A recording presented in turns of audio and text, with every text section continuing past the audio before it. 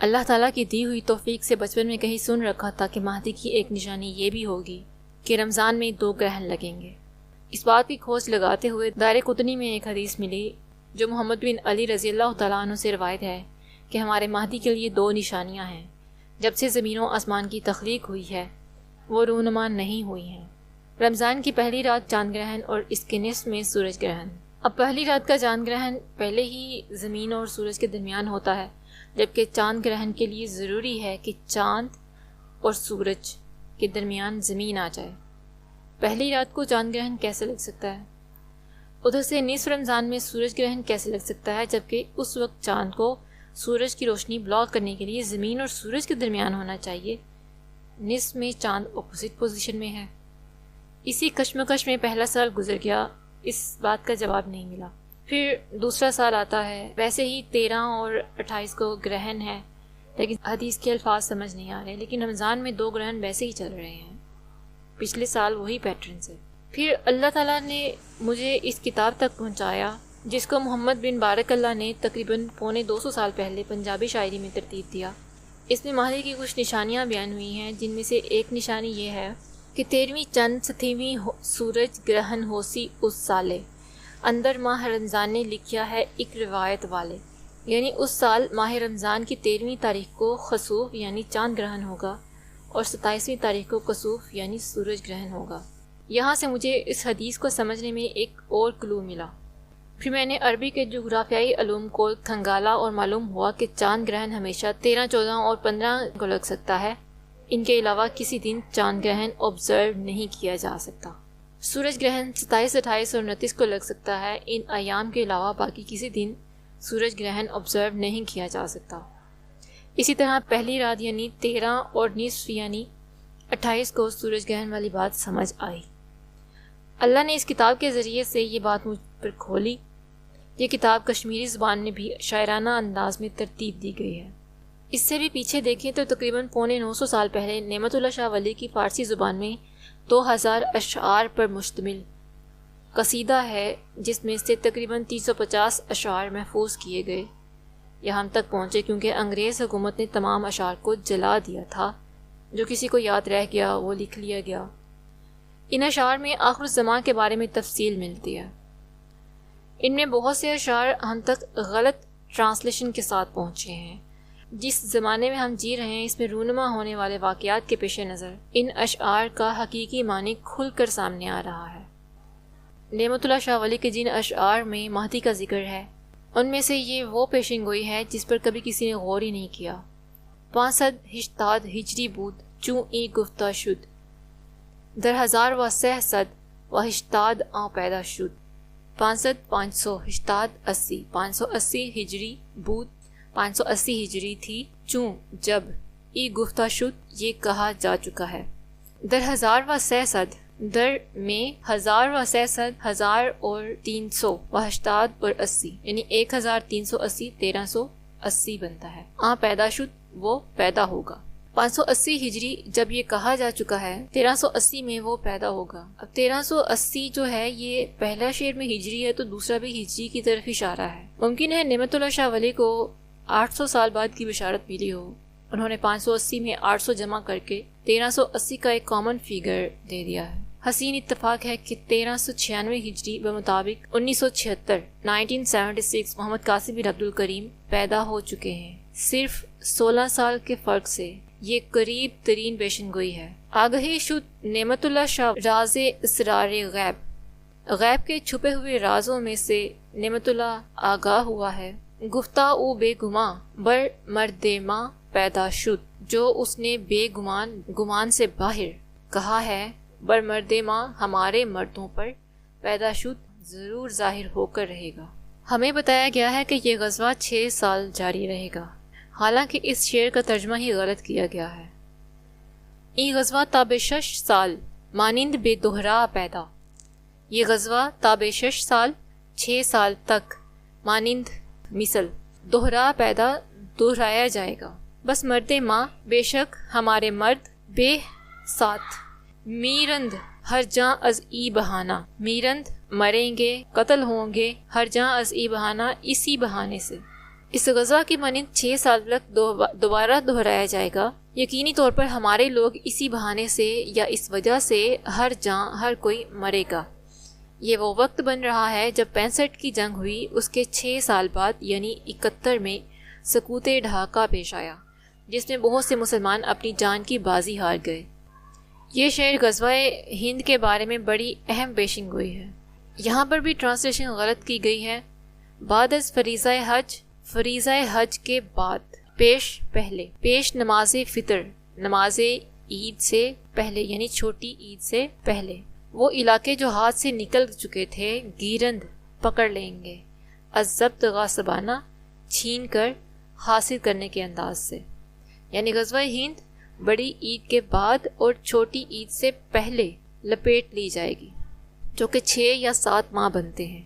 محمد قاسم بن عبد الکریم کے خوابوں میں بھی غزوہ ہند کی مدت 6 یا 7 ماہ بتائی گئی ہے۔ غزوہ ہند جب شروع ہوگا تو ترک، عرب، فارسی یعنی ایران، مڈل ایسٹ وغیرہ یہ ممالک خود مدد کے لیے نہیں آئیں گے، اس میں رہنے والے جو ہیں وہ مدد کے جذبے سے والہانہ انداز میں آئیں گے۔ یہاں واضح طور پر مذکورہ ممالک کے بسنے والے لوگوں کی بات ہو رہی ہے، نہ کہ مالک کی، کیونکہ جب غزوہ ہند شروع ہو چکا ہوگا تو اسلام کے 2 مضبوط قلعے پہلے سے تباہ ہو چکے ہوتے ہیں۔ اب پاکستان اسلام کا آخری قلعہ ہوتا ہے۔ اسلحہ، جنگی سامان، کالے جہاز، یہ سب کچھ اللہ تعالیٰ کی طرف سے مدد آئے گی۔ افرادی قوت کے طور پر یہ ممالک غزوہ ہند میں شامل ہوں گے، نہ کہ جنگی سامان کی صورت میں۔ اس شعر میں 40 سال اسلام کے غالب ہونے کا ذکر ہے، حالانکہ چہل سال نہیں لکھا ہوا کہیں پہ بھی۔ چہل کا مطلب 40 ہے، لیکن یہ 40 دن بنتے ہیں، 40 ہفتے بنتے ہیں، 40 مہینے بنتے ہیں، اس کے بارے میں کچھ یقین سے نہیں کہا جا سکتا، کیونکہ احادیث کے مطابق امام المہدی کی حکومت 7 یا 10 سال تک قائم رہے گی جب دجال نمودار ہوگا۔ اس لحاظ سے 40 سال ناممکن ہے، لہٰذا اس شعر کا معنی فی الوقت واضح نہیں ہے۔ ممکن ہے آئندہ چند سالوں میں اس کا معنی کھل کر سامنے آ جائے۔ اہل عقل اور ذی شعور سامعین سے میرا یہ سوال ہے کہ مہدی کے بارے میں جو تفصیل علاقائی زبانوں میں ترتیب دی گئی شاعری میں ملتی ہے، وہ صحائف ستہ کی احادیث میں ہم تک جو پہنچی ہیں ان میں کیوں نہیں ملتی، حالانکہ یہ احادیث اس زمانے میں ترتیب دی گئی ہیں جب علم موجود تھا۔ علاقائی زبانوں میں ترتیب دی گئی شاعری بعد میں لکھی گئی۔ غور طلب بات یہ ہے کہ پنجابی، کشمیری، فارسی تینوں خراسانی علاقوں کی زبانیں ہیں۔ ایسا کیا ہوا کہ عربی زبان جس میں قرآن نازل ہوا، جس میں احادیث ترتیب دی گئیں، اس کو چھوڑ کر خراسانی زبانوں میں مہدی کے بارے میں کھل کر بتایا گیا ہے؟ اس بات کا جواب اس حدیث میں چھپا ہوا ہے جو بخاری میں عبداللہ بن عمر رضی اللہ تعالیٰ عنہ سے روایت ہے کہ حضرت صلی اللہ علیہ وسلم نے فرمایا کہ اے اللہ، ہمارے ملک شام میں برکت دے، ہمارے یمن میں ہمیں برکت دے۔ صحابہ نے عرض کیا اور ہمارے نجد میں؟ حضرت صلی اللہ علیہ وسلم نے پھر فرمایا اے اللہ، ہمارے شام میں برکت دے، ہمارے یمن میں برکت دے۔ صحابہ نے عرض کی اور ہمارے نجد میں؟ جو راوی ہے ان کا گمان ہے کہ حضرت صلی اللہ علیہ وسلم نے 30 مرتبہ فرمایا وہاں زلزلے اور فتنے ہیں اور وہاں شیطان کا سینگ طلوع ہوگا۔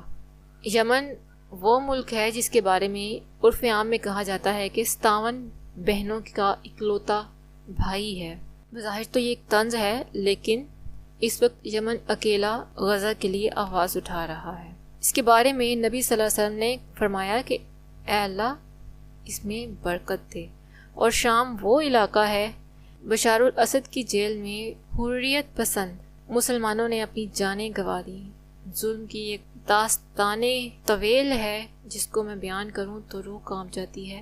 اللہ تعالیٰ آپ کو بھی عربی کا فہم دے۔ ان لوگوں کے جو ان پر ظلم ڈھائے گئے سدنایا میں، اگر آپ ان کو سنیں تو یوں لگے گا شاید جہنم کا جو جلنے کا درد تھا نا، دنیا پر ظلم ڈھائے گئے ہیں۔ جو مین پارٹ ہمارے مطلوب ہے وہ یہ ہے کہ نجد میں زلزلے اور فتنے ہیں اور وہاں شیطان کا سینگ طلوع ہوگا۔ نجد عرب کا بہت بڑا سینٹرل پارٹ ہے۔ پھر آپ صلی اللہ علیہ وسلم کا یہ فرمان کہ مشرق سے کچھ لوگ آئیں گے جو مہدی کی حکومت کے لیے راہ ہموار کریں گے۔ نجدی جانتے تھے کہ اہل بیت سے آخری زمانے میں مہدی ظاہر ہوگا۔ وہ یہ بھی جانتے تھے کہ ان کی شامت آنی ہے، ویل للعرب، اور ان کو یہ بھی معلوم تھا کہ they will be killed in an unprecedented manner، by the people coming from east. یہ خبر انہیں رسول عربی صلی اللہ علیہ وآلہ وسلم سے مل چکی تھی.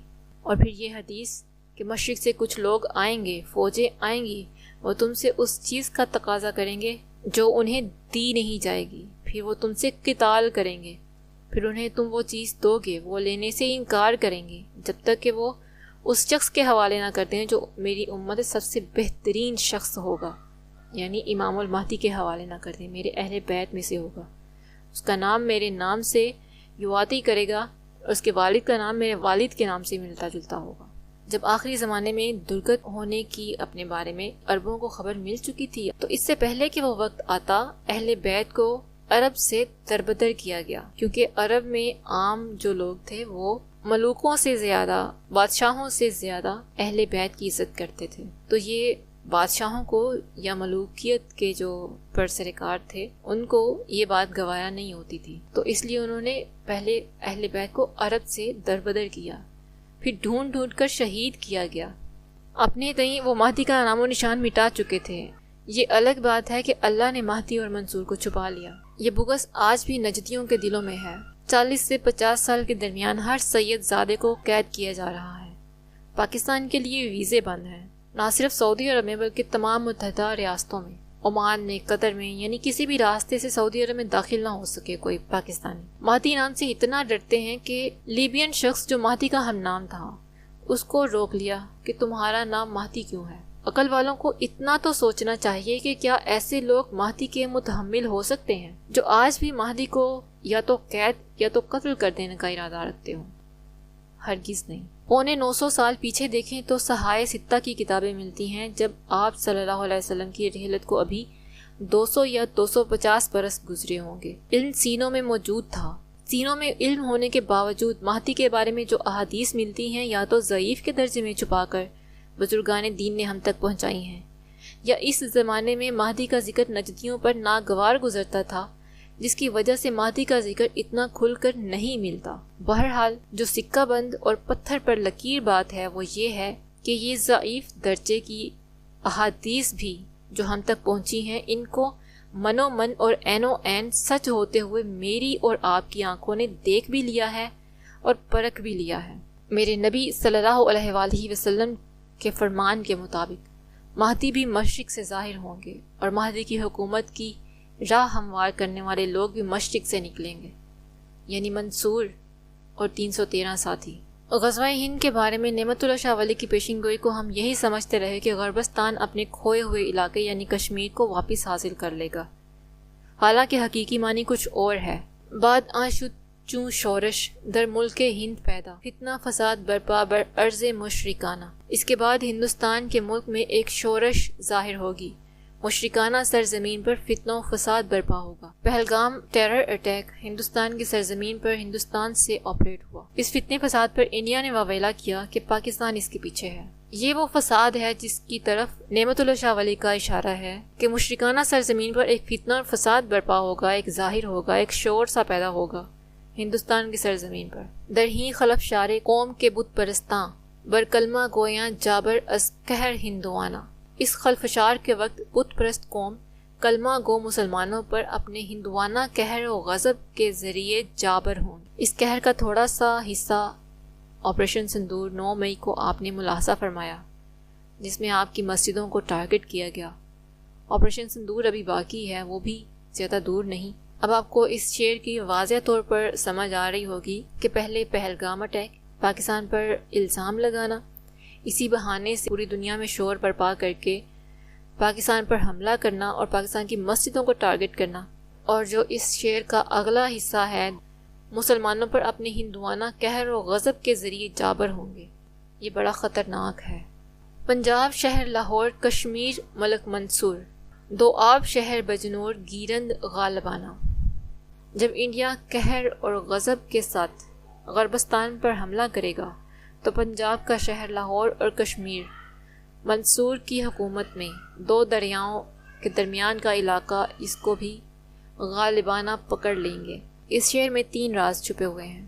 ملک منصور فارسی میں ملک یعنی کنٹری کو کشور کہتے ہیں، یعنی کشور ماں ہمارا ملک. یہاں ملک منصور سے مراد منصور کی بادشاہت، جیسے قرآن پاک میں سورۃ البقرہ میں ذکر آتا ہے کہ وَاتَّبَعُوا مَا تَتْلُو الشَّيَاطِينُ عَلَىٰ مُلْكِ سلیمان علیہ السلام کی بادشاہت میں شیاطین جو پڑھتے تھے اس کی پیروی کرنے لگے۔ یہودیوں کی بات ہو رہی ہے۔ اسی طرح ملک منصور سے مراد منصور کی حکومت میں ایسا ہوگا۔ منصور کے بارے میں آپ کو کلیئرلی بتایا جا چکا ہے کہ اویس نصیر ہیں جو مہدی کی حکومت کے لیے راہ ہموار کر رہے ہیں اور اپنا چارج سنبھال چکے ہیں۔ زمین والے جو مرضی کہتے رہیں، جو مرضی اس ملک کے سربراہ کا نام رکھ لیں، سب فرضی ہیں۔ آسمانوں پر لا الہ الا اللہ کا سربراہ بلکہ پوری دنیا کے مسلمانوں کا خلیفہ اویس نصیر ہیں، جس کی مدد کرنا اور اس کی بات کو تسلیم کرنا ہر مومن پر واجب ہے۔